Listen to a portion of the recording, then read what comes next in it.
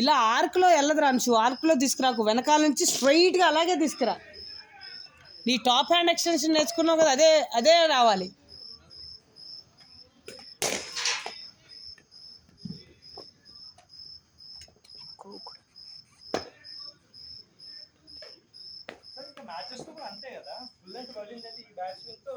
వెళ్ళిపోతుంది.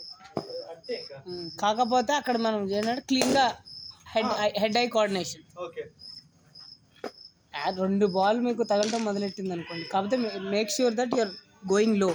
ఈ బాల్ అంటే పైకి వచ్చేస్తుంది, అందుకే కిందకి వెళ్ళి పైకి లేపండి. మీకు క్లియర్ అయిపోతుంది ఈజీగా 6. మీ టార్గెట్ యాక్చువల్ 30 yards, కాదు క్లియర్ అయిపోద్ది మీకు. కానీ ఈ స్ట్రెంత్ తో కొడితే ఫ్లాట్ పోయినా కూడా 30 yards లో పట్టుకోవడం కూడా ఛాలెంజింగ్. Not easy. మంచి ఫీల్డర్స్ ఉంటే తీయొచ్చు, నాట్ ఈజీ కదా అదే.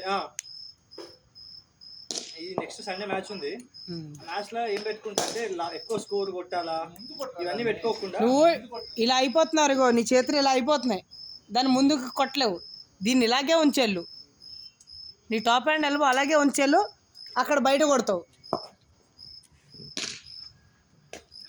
ఓయ్ wrong pick.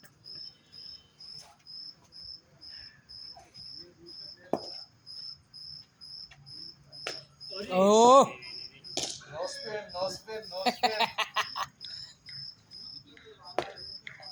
exactly right way to get out lefty.